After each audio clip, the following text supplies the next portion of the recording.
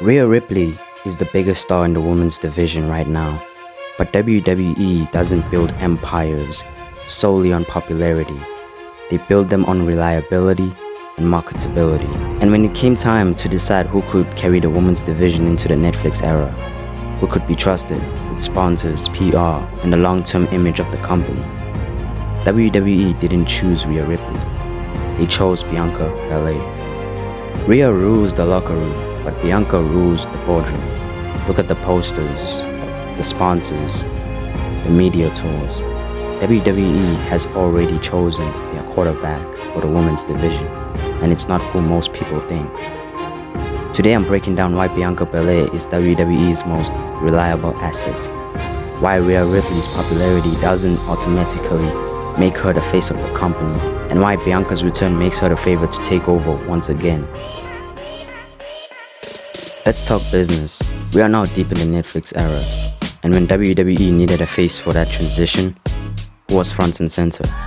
It wasn't Rhea Ripley, it was Bianca Belair.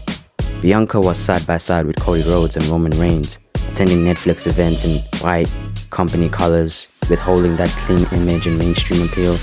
That wasn't accidental. That was a signal. She's the corporate anchor. Look at the Slim Jim deal, the biggest sponsorship in WWE history. When WWE needed someone to carry the legacy of Macho Man Randy Savage, they didn't gamble. They chose the EST. Why? Because Bianca is a marketing machine. She does the PR.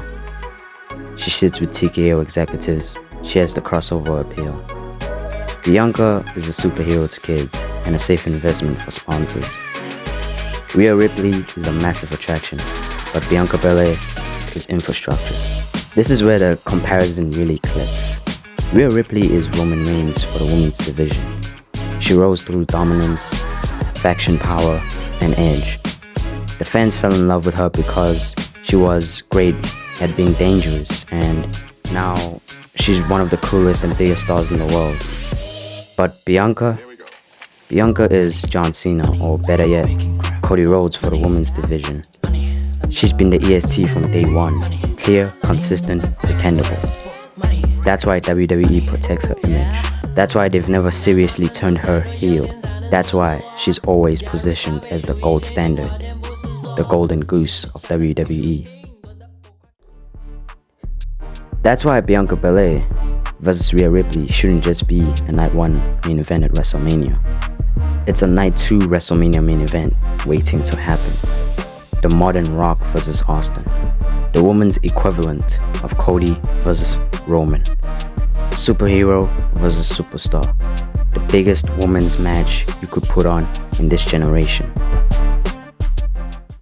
Rhea Ripley has the crowd and locker room in the palm of her hand, but Bianca Belair has something even more valuable. She has WWE's trust. And in the company, trust is what decides who leads the division. Now I want to hear from you. Was Rhea replaced? Or was Bianca always the safer bet? Is reliability more important than popularity? And does Bianca win the Rumble and take over once again? Drop your take in the comments, hit subscribe, and I'll see you in the next one.